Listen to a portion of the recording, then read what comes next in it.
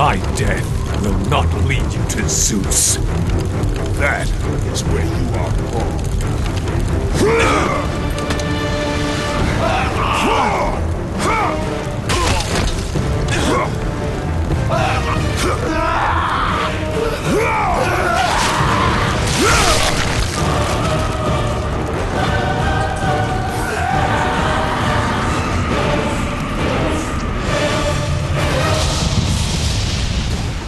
Kratos is one hard-headed badass. After his father Zeus momentarily killed him at the beginning of God of War 2, he has been hell-bent on returning the favor. But making your way to the King of the Gods has proven to be a really difficult task. Lesser gods and tons of mythical beasts will stand between you and your ultimate target, making you drain gallons of gushing blood before you finally meet your all-powerful nemesis. The conclusion of this epic trilogy is jam-packed with the brutal combat and jaw-dropping sense of scale the series has been known for, creating an awesome ending for everyone's favorite man god. Mount Olympus, born from the depths of the underworld. God of War 3 begins immediately after the events of its predecessor.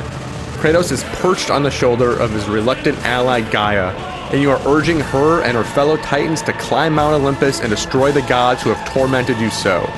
It's an amazing setup for the epic adventure that lies in front of you, reintroducing you to this ancient world in stunning fashion. The sense of scale is absolutely ridiculous. The camera zooms way out to give you a view of the entire proceedings, letting you fully take in the towering mountain and the colossal beings climbing up it. And then, in a flash, the camera zooms to Kratos and you stave off waves of enemies in bloody fashion. During this entire sequence, you are perched on the body of a living being and the ground sways and moves realistically as you desperately try to hang on for dear life, all while swinging your sword. It's an incredible effect and one of the highlights of this superb game.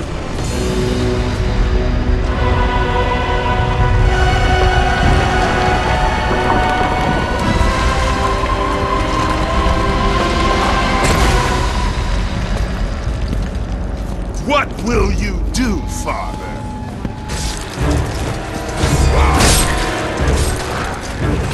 God of War 3 is one of the most violent games around. The series has been full of the ruthless attacks that make Kratos such an endearing hero, but the technical wizardry of this latest version makes everything seem that much more real and that much more nauseating. When you gut a rampaging centaur, his entrails spill on the ground, coiling sloppily under his fallen carcass. Plucking the eye out of a towering cyclops is just as grotesque. You can actually see the optic nerve snap when you finally pry it loose. These stunning death sequences are some of the most satisfying moments in the game, giving you a thrilling way to finish your unrelenting enemies. It would have been nice if different weapons had different death sequences though. Instead, every enemy had just one death scene. It's still a bit repetitive, but it's still a lot of fun to disembowel your foes. You have acquired the claws of Hades, Kratos. With them, some... Of course, you aren't going to get to the disemboweling bits until you weaken your enemies first in standard combat. This is the main focus in God of War 3, and though it hasn't changed significantly from previous games in the franchise, it's easily the most refined and fun. A couple new moves add a bit of variety into the mix. You can now pick up an enemy and carry him around like a battering ram, which is an awesome tactic when you're surrounded by a group of teeming undead. You can also latch on enemies far away and pull yourself toward them with a shoulder charge, which is a satisfying way to enter the fray.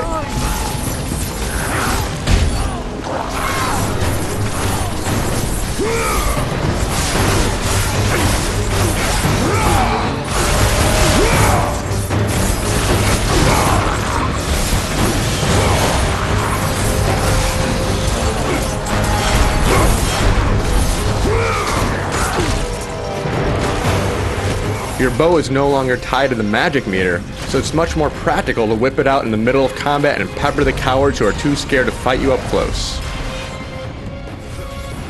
The bosses are also devastatingly brutal.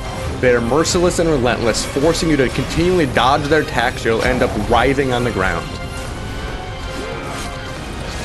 When you do enough damage, a quick time event pops up, and this gives you a chance to dole out some ridiculous punishment, turning the fight to your favor.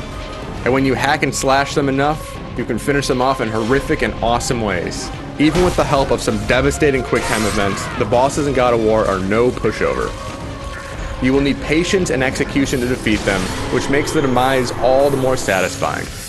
The boss fights in God of War take a huge variety of forms, and they are always a blast.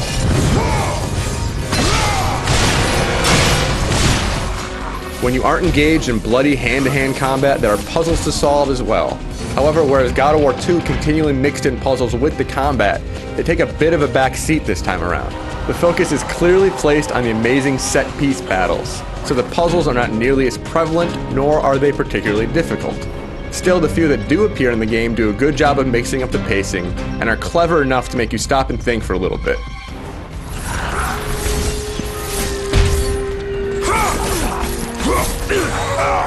This world is beautifully brought to life by some of the finest visuals yet seen on the system. This is an absolutely stunning game. The epic scale immediately leaps off the screen, but it's a meticulous attention to detail that really pushes us over the top.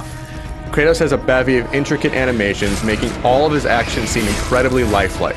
While wrangling a wild Cerberus, you can see Kratos' arms clench and legs flex as he desperately tries to keep his balance. The monsters have the same attention to detail, making it a joy to slice them in half while they spill buckets of blood. And everything has been brought to life with a fine artistic touch. Torches flicker realistically in the background, setting an ominous mood for the cramped cave sections, and the moody classical score puts you in the right mindset to take down these pesky gods.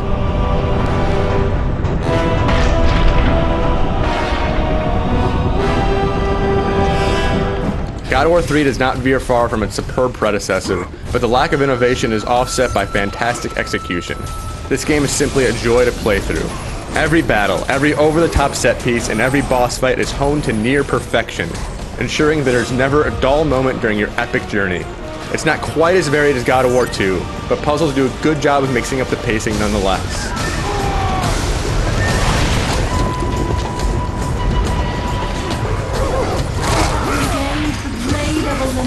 Let the rage of Sparta fuel them.